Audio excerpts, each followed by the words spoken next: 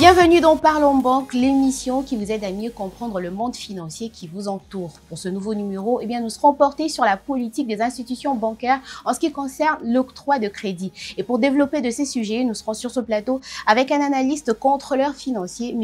Idine Darabo. Avant tout, laissez-vous imprégner par le point retenu ce soir et on se retrouve juste après cet élément.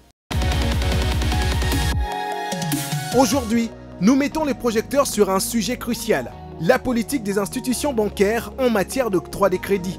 Pourquoi tant de conditions? Qui peut vraiment obtenir un prêt? Quelles sont les garanties exigées? Et surtout, est-ce que nos banques accompagnent réellement leurs clients dans ce processus? Autant de questions auxquelles nous allons répondre avec clarté et simplicité. Installez-vous, ça commence maintenant. Allez, de retour sur ce plateau de Parlons Banque pour développer de notre point qui est retenu pour ce soir avec M. Idine Darabo. Bonsoir et bienvenue à vous. Bonsoir madame, merci. On espère que vous allez bien. Oui, je vais très bien, merci. Alors, vous êtes contrôleur et analyste financier. C'est donc sous cette casquette que vous allez développer ensemble avec nous le point retenu pour ce soir, qui est celui de savoir la politique imposée par les institutions bancaires en ce qui concerne l'octroi de crédit.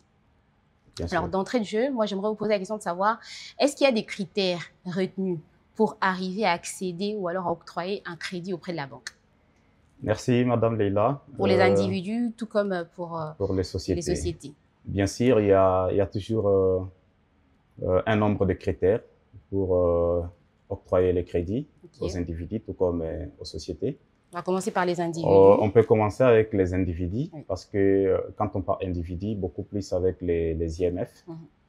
Les critères, vous devez au départ avoir une activité commerciale ou un service. Nécessairement avoir une activité commerciale. C'est très important parce que la banque ne finance pas dans le vide. Vous pouvez peut-être avoir un héritage. Là, ça passe pas. Un héritage, ça doit être aussi une activité. Aussi longtemps que ça régénère quelque chose. Si ça produit quelque chose, donc ça peut être toujours une activité. Donc, le premier critère, c'est celui-là. Avoir d'abord une activité qui paye ou qui donne quelque chose, en fait, qui rémunère quelque chose. Et en fonction de cette activité, la banque ou les IMF peuvent aller plus loin pour trouver d'autres critères, c'est-à-dire on va analyser le cash flow de cette activité, c'est-à-dire en quelque sorte la capacité de remboursement de votre activité. Un autre critère que nous pouvons évoquer, c'est pas vraiment différent entre les IMF et les banques. On peut prendre aussi les garanties.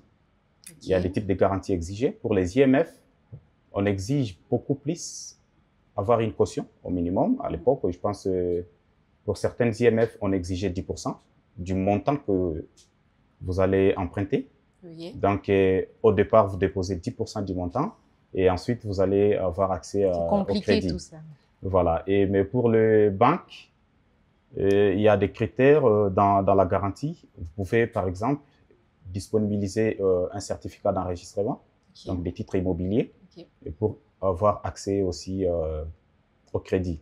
En dehors de ces critères, il y a un autre critère comme l'historique bancaire ou l'historique crédit. Depuis un temps, on a mis en place un bureau crédit qui peut retracer toute l'historique du client. C'est-à-dire si vous avez emprunté chez Rawbank, Equity, Ecobank, Access. Donc, on va regarder votre historique des remboursements, comment vous vous êtes comporté avec la Rawbank ou Equity, par exemple, et les crédits que vous avez donnés, comment vous avez remboursé. Il y a eu du retard ou pas? Est-ce que vous avez remboursé les crédits jusqu'à la fin ou pas? Et à la limite, on va vous octroyer un score. Et les scores qu'on va vous donner, c'est en fonction de votre remboursement. Si vous avez respecté normalement, on vous donne un bon score. Et s'il y a eu des lacunes, et tout, ça peut jouer maintenant dans l'analyse au niveau de la banque ou des IMF pour vous octroyer les crédits. Si vous avez été, comme on dit en lingala, qui dit en fouca, et du coup, vous pouvez déjà oublier. En dehors de ça, il y a aussi les critères qui sont liés à la macroéconomie. Donc, les banques regardent également la tendance économique, c'est-à-dire l'inflation, la dépréciation monétaire, les taux de référence qui est les taux directeurs. Donc, ça joue tout ça comme critère avant que la banque se décide pour octroyer les crédits. Et si c'est la première fois pour vous d'octroyer au fait un crédit ou alors de faire cette demande auprès de la banque, Est-ce qu'il faudrait nécessairement avoir un historique derrière? Non, non. Si c'est la première fois, c'est... En fait, parmi les critères, on ne dit pas que vous devez remplir tous les critères. Non. Okay. Mais au moins, il y a de ces critères qui sont, je dirais, très importants. C'est-à-dire, au départ, il faut avoir une activité commerciale. Okay. Si vous avez ça, on n'a pas besoin de chercher loin. C'est-à-dire, vous avez une historique bancaire. Okay. Parce que dans le portefeuille bancaire, il y a des anciens clients, tout comme il y a aussi des nouveaux clients. Parce que d'habitude, les banques, chaque vendredi, ils font la perspective. Okay. Ils doivent chercher les nouveaux clients qui doivent entrer dans leur portefeuille. Et les conditions restent toujours les mêmes, c'est-à-dire les clients doivent avoir une activité ou un service rémunérateur. Et ensuite, on va analyser le business, sa capacité de remboursement. Et on va aller plus loin, regarder si il peut avoir des garanties et tout ça. Est-ce qu'il y a un âge précis pour arriver à octroyer un crédit auprès d'une banque? Un âge? Oui. Pour le business, minimum 6 mois. OK. Si votre activité a déjà 6 mois d'existence... Là, vous pouvez quand même octroyer... Donc, voilà, si vous avez exactement. moins de 6 mois, c'est moins de 6 mois, non, vous n'êtes pas éligible. Donc, à partir de 6 mois au-delà, on suppose que vous avez eu ce qu'on appelle les retours sur investissement. Une certaine crédibilité. Voilà. Voilà. On suppose que vous avez déjà la maîtrise de votre business, comment il marche, et vous avez déjà réalisé les retours sur investissement. Pour débuter un business, c'est difficile d'octroyer un crédit auprès d'une institution bancaire ou alors auprès d'une IMF. C'est difficile. Oui, c'est un peu difficile, beaucoup plus pour la banque, mais pour les IMF, c'est pas très compliqué. Ok, ça arrive quand même à... Oui. D'accord. Alors, selon vos dires, on a l'impression que obtenir un crédit auprès d'une banque, ça dépend de couches sociales. Est-ce que, selon vous, vous pensez que c'est toutes les couches sociales qui peuvent se permettre d'aller obtenir un crédit auprès d'une banque? Non, Madame Leila, malheureusement, les chances ne sont pas égales. Okay. Pour les grandes on a beaucoup plus l'impression déjà que les banques sont construites ici dans notre pays pour les personnes qui ont des revenus colossaux. Pour les personnes richissimes, oui. Comme on dit. Oui, c'est normal. C'est normal. Ça, c'est dit comme ça dans le fait à la cité. Mais sinon, les chances ne sont pas égales pour toutes les couches. Pour ceux qui ont, en fait, pour les grandes entreprises, les entreprises formelles, ou ceux qui ont des projets beaucoup plus liés à l'exploitation minière, c'est pas vraiment compliqué pour eux d'avoir accès au crédit. Okay. C'est pas compliqué. Mais pour les petits commerçants, les travailleurs indépendants, et les jeunes entrepreneurs sans garantie, c'est très compliqué pour eux en tout cas. Aïe, aïe. Oui. Au vu de tout ce que vous venez de dire, est-ce que vous pensez que cette procédure-là, en matière d'octroi des crédits auprès des institutions bancaires, est-ce que vous pensez que c'est accessible ou alors complexe? Oui, comme je dis, je me répète. Aux yeux de la population congolaise, hein? Oui, oui, bien sûr. Aux yeux de la population congolaise, tout le monde te dira que c'est vraiment complexe. Oui. Pourquoi c'est complexe? Parce que si vous regardez la catégorie de la population, un bon nombre se retrouve dans le secteur informel. Un bon nombre se retrouve parmi les Congolais que je dirais discriminés du système bancaire classique. Ceux-là qui vivent au taux du jour. Exactement. Et du coup, pour eux, ils vont trouver que c'est vraiment complexe la procédure. Et comme j'avais dit, pour les grandes entreprises formelles qui remplissent les critères, qui détiennent leur comptabilité normalement, c'est-à-dire ils ont les états financiers, qui ont tous les documents, qui ont les garanties, c'est pas compliqué, c'est pas complexe. Okay. Donc, ils peuvent demander les crédits aujourd'hui et dans l'espace de 48 heures, il a son argent. Et donc, selon vous, personnellement, vous trouvez que c'est accessible, toute cette procédure? Accessible pour certains, complexe mais pour les autres, c'est complexe. Okay. Et comme un bon nombre se retrouve dans ce qui est complexe, je pense il y a un problème et du coup, il faut travailler sur ça pour que les crédits soient accessibles à tous. Et selon vous, vous pensez que le problème réside beaucoup plus à quel niveau? Au niveau de l'information, de l'ignorance de la population ou alors de manque de vulgarisation auprès des institutions bancaires? Le problème, personnellement, je pense le problème réside au niveau du pouvoir ou les revenus de la population. Parce que c'est vrai, la banque fait les affaires, le business. Elle ne donne pas de l'argent ou son argent à n'importe qui. Raison pour laquelle, au début, on a parlé des critères d'éligibilité. Donc, celui qui a une activité qui a de moyens, il peut facilement avoir accès au crédit. Et si ça reste encore compliqué à présent en RDC, c'est parce que une grande partie de la population se retrouve dans la catégorie des personnes défavorisées ou qui n'ont pas accès tout simplement aux services financiers. Alors, on parle de crédit aujourd'hui. Y a-t-il différents types de crédits qui sont repris ici dans notre pays? Et puis, si oui, quel est le type de crédit le plus demandé, le plus sollicité auprès de la population? Oui, il y a plusieurs types de crédits et surtout ils sont définis ou dénommés selon les banques.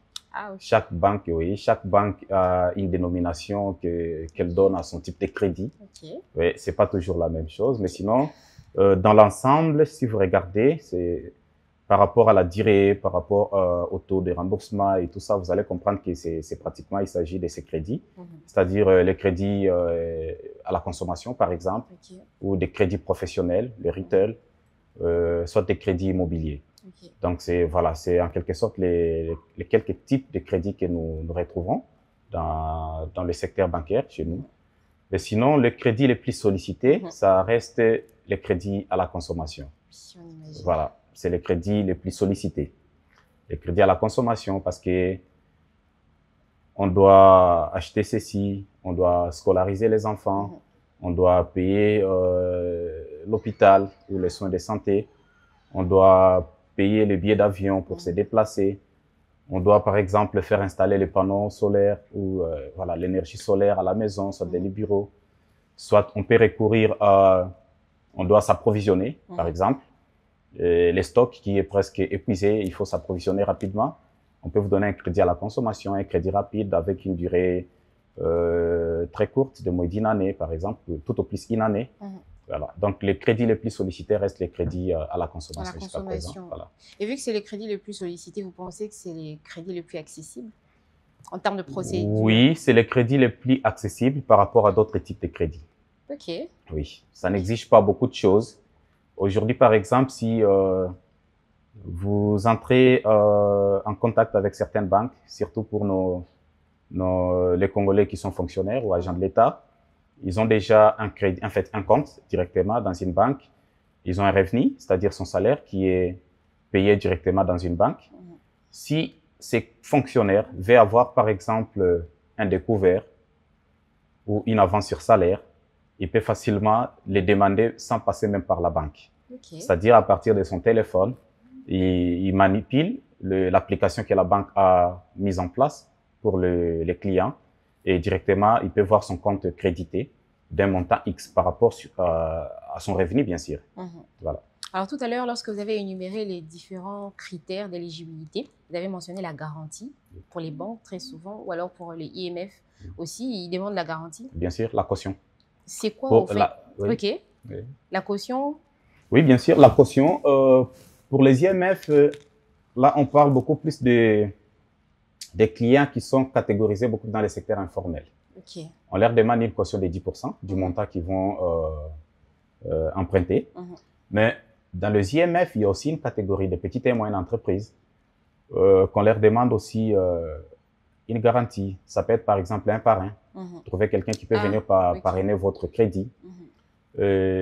Toutefois, on peut regarder ce que vous avez comme bien, des titres, et que nous allons enregistrer au moment de l'analyse. Donc, ça vient au moins appuyer votre crédit. C'est quoi le rôle que cette garantie joue? Le rôle de la garantie, ça vient tout seul. Au niveau de la banque, ça doit garantir la banque ou les prévenir du risque. Okay. Parce que on s'est dit, nous sommes dans un pays à haut risque, avec l'instabilité politique, l'instabilité monétaire, les problèmes de l'inflation et tous ces problèmes qui peuvent compliquer l'objectif ou qui peuvent compliquer les calculs de la banque et tout comme perturber les calculs du client. En fonction de tout ça, la banque s'est dit non, au départ, vous devez avoir quand même une petite garantie ou une garantie.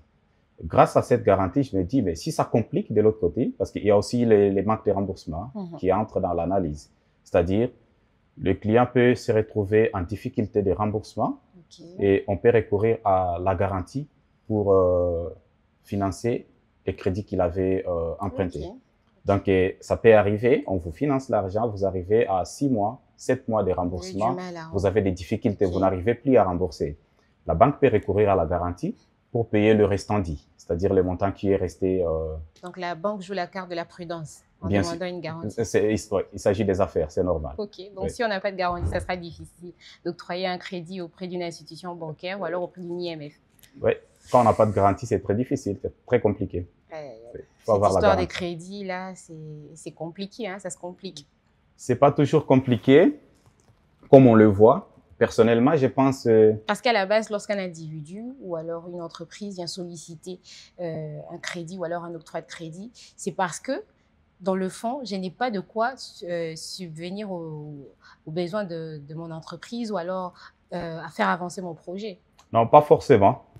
Pas forcément. Il y a des entreprises, par exemple, tout comme d'autres clients qui détiennent des petites entreprises.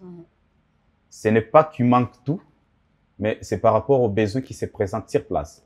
Okay. C'est comme ça on définit. C'est lui qui vient demander l'argent ou solliciter. On se dit, il a un besoin de financement.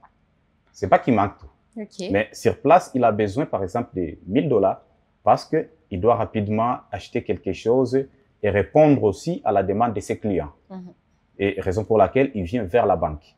Ce n'est pas qu'il est pauvre, il n'a pas un revenu, raison pour laquelle il est venu solliciter que la banque lui donne. Là, et raison pour laquelle dans la plupart des cas, il y a ces personnes qui sont vraiment en manque et ils demandent ces aides. Si vous êtes en manque, si vous êtes en manque et vous n'avez pas de revenus, vous n'avez pas d'activité, la banque ne vous donnera jamais son argent. C'est normal. Okay. Mais lorsque vous avez un revenu, lorsque vous avez une activité, vous êtes en manque ou vous êtes en besoin de financement, la banque viendra à votre au secours et il vous donnerait quelque chose en fonction toujours de votre capacité de remboursement, okay, en fonction de votre business. Okay. Oui. Est-ce que vous pensez que le taux d'intérêt qui est appliqué pour les crédits auprès des institutions bancaires est raisonnable, surtout ici dans notre pays? S'il faut prendre la norme internationale ou régionale, les taux d'intérêt exorbitants en RDC, c'est pas raisonnable. Pourquoi, selon vous? C'est exorbitant parce qu'il y a plusieurs facteurs qui entrent dans les calculs. Il y a plusieurs facteurs qui sont pris en compte. Entre autres, on a parlé du taux directeur. Le taux directeur fixé par la Banque centrale. Parce que le taux directeur est défini comme les taux auxquels les banques commerciales viennent se refinancer. Okay. Vous comprenez? Et quand la Banque centrale se décide d'augmenter son taux directeur, il y a des retombées sur les taux d'intérêt débitaires, c'est-à-dire les taux auxquels la population vient emprunter auprès des banques commerciales. Et c'est l'un des facteurs qui influence les taux d'intérêt en RDC. Donc aujourd'hui, par exemple, on a parlé des crédits à la consommation que vous pouvez trouver dans plusieurs banques. En tout cas, les taux moyens, c'est 45%. Et ça peut aller jusqu'à 60%. C'est-à-dire, si vous avez emprunté 1 million, vous serez obligé de rembourser jusqu'à 1,5 million. Donc, c'est beaucoup. Ça fait mal quand même. Ça dérange, ça fait mal. Et du coup, quand on n'a pas d'autres moyens, on est obligé de prendre comme ça. Okay. Et vous allez trouver les fonctionnaires qui n'ont pas de solution. Ils acceptent quand même de prendre l'argent jusqu'à ces taux de 50, 60%, voire même. Okay. Vous comprenez? Mais dans d'autres pays, ça marche très bien. Par exemple, le modèle que nous avons aujourd'hui, c'est le modèle kenyan. Là, vous allez trouver pour les crédits à la consommation, les taux varient entre 20 et 25%. Okay.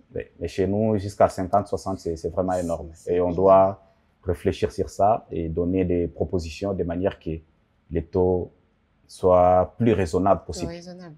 Oui. Surtout pour les conditions de vie de la population congolaise. Bien sûr, surtout pour les conditions de vie de la population congolaise. Et ce n'est pas la banque ou les banques commerciales qui vont réfléchir pour sauver la population congolaise. Okay. C'est le gouvernement qui va réfléchir pour sauver sa population. Okay. Donc, celui qui doit aider la population ici, c'est les gouvernements et non les banques commerciales qui sont en train de faire le business ou les affaires tout simplement. Okay. Donc, il revient à la Banque centrale, par exemple, lorsqu'elle veut fixer son taux directeur, qui est fixé par la Banque centrale, c'est-à-dire l'État congolais, de penser aussi à la population congolaise. Les 3 dernières années, on était à 25%, le taux directeur. Mais aujourd'hui, quand même, on peut dire ça va un peu parce qu'on est Ok. descendu à 17,5%. Ok. Mais lorsque vous fixez le taux directeur à 25%, là, les banques commerciales prendront, ils vont créer la marge parce qu'on suppose qu'ils se sont approvisionnés chez vous, à la Banque centrale, au taux de 25. Ils vont créer aussi leur marge et ça doit être entre 20 à 25%. Aïe. Donc, ils prendront 25% Plus. du taux directeur, ils vont rajouter leurs 25% ou leurs 20%, ça va faire 45% ou 50%. Ok. Voilà. Donc, si la Banque centrale arrivait à fixer son taux directeur à 10% par exemple, vous voyez maintenant les retombées directement sur le crédit que la population viendra solliciter auprès des banques commerciales. C'est-à-dire, les banques commerciales, à leur tour, ils vont faire les calculs ou réajuster les calculs en fonction du taux directeur que la Banque centrale a fixé. Si ça c'est 10%, donc ils prendront 10%, plus les 20 ou 25% de la marge calculée, ça fera 30% ou 35%. C'est quand même raisonnable par rapport à 45 ou 50% aujourd'hui. Okay. Et cette histoire de taux d'intérêt, je pense que c'est ça qui bloque une grande partie de la population à aller demander des crédits auprès de banques ou alors auprès des IMF. Question que nous avons d'ailleurs posée à la population congolaise pour savoir pourquoi est-ce que eux n'arrivent pas à approcher les banques pour demander un crédit. On va suivre et on va se retrouver juste après. Bon, moi personnellement, je dirais, c'est premièrement, c'est dû à l'absence, comment dirais-je, l'absence de garanties très solides. L'absence de garanties très solides, il y a aussi un manque de,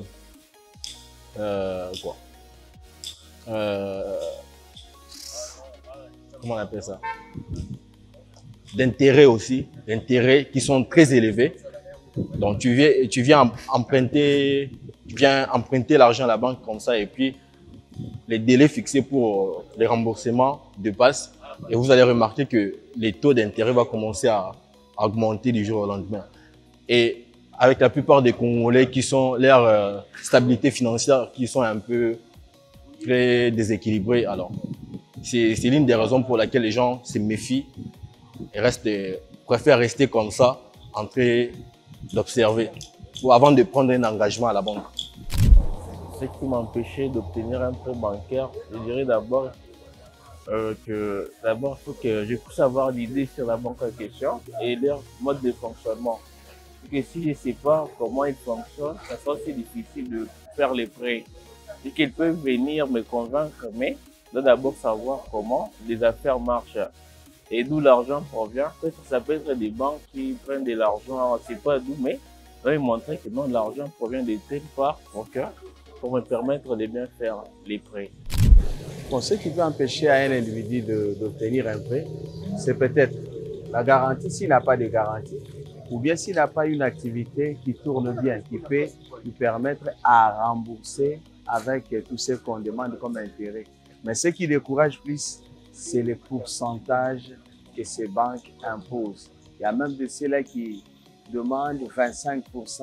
Or que dans d'autres pays, sous d'autres sièges, c'est 2 à 6% comme un pourcentage de remboursement.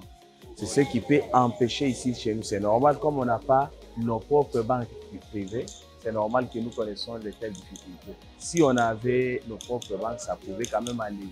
La majorité des banques qu'on a ici, ce sont des banques étrangères et qui nous font subir que la Allez, de retour sur ce plateau, après avoir recueilli les différents avis de la population, vous avez entendu ce qui bloque la grande partie de la population. Moi, j'ai beaucoup plus l'impression que c'est un manque d'information et aussi les procédures. C'est ça qui freine en fait la population à accéder ou alors à aller demander du crédit auprès d'une institution bancaire. On parle de crédit aujourd'hui auprès des institutions bancaires ou alors des IMF. Qu'est-ce qui, selon vous, est appliqué lorsque un client, un individu ou alors une entreprise n'est pas capable de rembourser son prêt auprès de la banque ou alors d'une IMF? Oui, d'abord, Est-ce je qu'il y a vais une revenir sanction de par rapport à ce prévu? que les Congolais lambda pensent de D'accord. l'accès au crédit, ce qui dérange. Je ne pense pas, en fait, pour une catégorie de personnes, ceux qui ont une connaissance sur l'information Vous avez bien financière. défini une catégorie de personnes. Voilà, ceux qui ont connaissance sur l'information financière, les taux d'intérêt peuvent décourager. Quand c'est exorbitant par rapport à son affaire, il préfère évoluer avec son capital principal que de recourir à la banque empruntée pour faire fonctionner son business. Parce que les taux d'intérêt, lorsqu'il est exorbitant, il peut aussi étouffer les business de la population ou d'un entrepreneur. Et de l'autre côté, une autre catégorie, je pense, c'est l'absence de l'information. Ils ne connaissent pas suffisamment les services proposés par la banque et comment ou par où commencer pour accéder au crédit, par exemple. Mais sinon, c'est simple, ils peuvent se présenter dans une banque, dans une IMF. Commencez d'abord par vous présenter. Voilà, demander, aller chercher l'information. Peut-être votre business ou votre revenu que vous détenez, la banque peut facilement vous trouver une solution en cas de besoin de financement. Exactement. Donc, ne découragez pas aussi longtemps que vous n'avez pas l'information nécessaire. Passez à la banque, on ne va pas vous tuer. La banque, ce n'est pas la banque des riches, tout simplement. C'est la banque de tout le monde. Aujourd'hui, la banque peut vous créer un compte bancaire à 0 centime. Avant, on exigeait l'argent. Voilà. Et comme on dit à 0 centime, c'est-à-dire même un enfant qui vend de l'eau dans la rue, si il détient tout simplement la carte d'identité, il peut passer dans une banque, on lui crée son compte bancaire, par exemple chez Equity, et grâce à son business de l'eau, il peut commencer à épargner 10 000 francs, 20 000 francs. C'est aussi une question de l'éducation financière. Voilà. Le problème, ce n'est pas toujours la banque comme on le pense. Voilà. Exactement. Et en ce qui concerne le fait de ne pas rembourser le crédit ou alors de ne pas rembourser à temps les crédits. Voilà. Par rapport au remboursement, la sanction qui est prévue? Par rapport au remboursement, il y a des sanctions.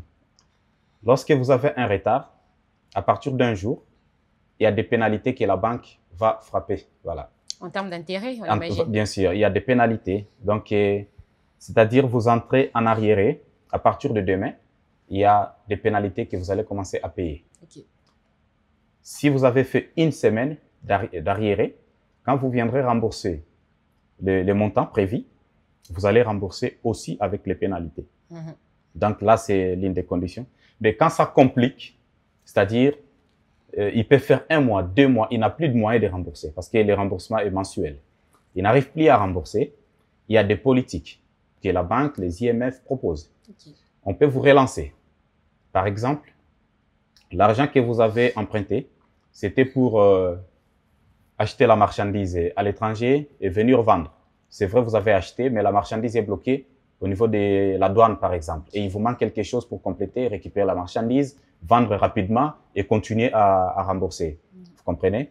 Donc, en ce moment, la banque peut vous relancer avec quelque chose. On peut vous financer encore quelque chose pour venir, pour que vous soyez en mesure de dédouaner la marchandise et continuer avec les affaires et continuer à rembourser les crédits que vous avez empruntés. Lorsque ça devient encore très compliqué, on fait recours à la garantie parce que vous avez donné votre garantie.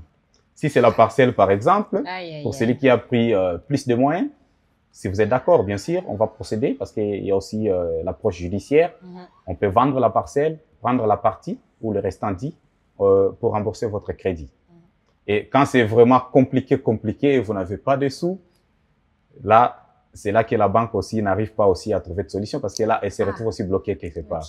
Et là, elle recourt maintenant à des notions de la comptabilité où on vous dit, vous devez constituer la provision par rapport au crédit douté. Et en cas de décès, comment ça se passe? C'est la même chose, ça devient un crédit douté. S'il y a des garanties, on peut rembourser. Mais s'il n'y a pas de garantie, par exemple, pour les IMF, ce sont les IMF beaucoup plus qui sont exposés par rapport à ces problèmes.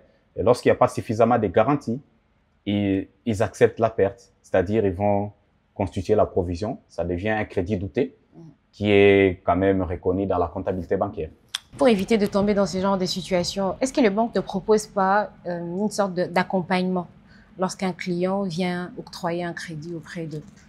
Accompagnement, on vous accompagne justement pour que les choses se passent convenablement. J'ai bien compris votre question, Madame Leila. En tout cas, dans notre monde bancaire, actuellement en RDC, les banques n'accompagnent pas suffisamment les clients. Donc, c'est un peu comme vous avez sollicité les crédits, on vous les donne et vous devenez le maître. Vous allez faire ce qui bon vous semble. Quand bien même le motif est enregistré dans la demande des crédits, que je demande cet argent pour X besoins. Mais une fois que vous avez cet argent, parfois, les banques ne continuent pas à accompagner les clients avec des conseils et tout ça. Or, un analyste de crédit est au départ le conseiller du client.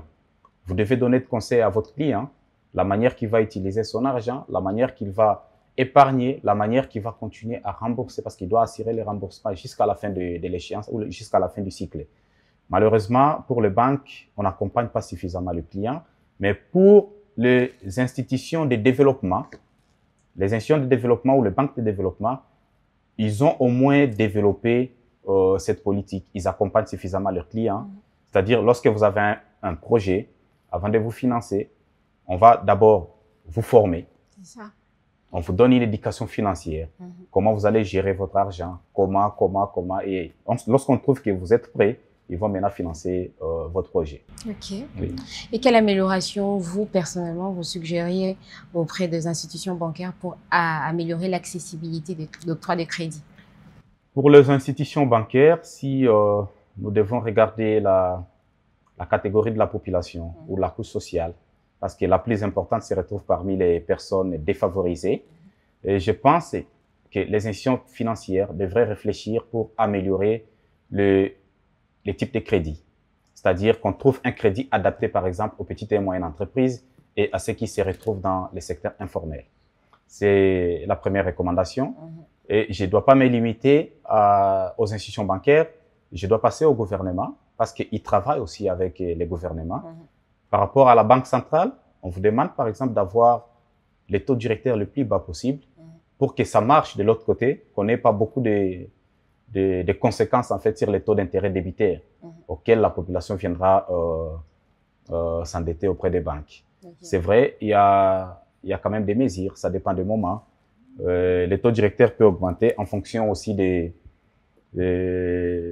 la situation économique. En cas de surchauffe, c'est normal d'utiliser les politiques restrictives, raison pour laquelle vous allez constater des fois les taux directeurs qui augmentent. Et lorsque ça marche, on peut quand même baisser le taux directeur parce qu'on doit favoriser ou encourager aussi les crédits ou la consommation. Merci à vous, Monsieur Idine Darabou. C'est un plaisir pour nous de vous recevoir sur notre beau et joli plateau de Parlons Banque. On espère que ce moment, vous avez apprécié. C'est moi qui vous remercie, Madame Léla. J'ai beaucoup apprécié. Le plaisir a été partagé. Et merci à vous, chers téléspectateurs, pour votre fidélité. Vous l'aurez donc compris, c'est la fin de ce numéro de Parlons Banque. Le rendez-vous, c'est pris pour très prochainement. En attendant, très bonne suite de programme sur Innov TV.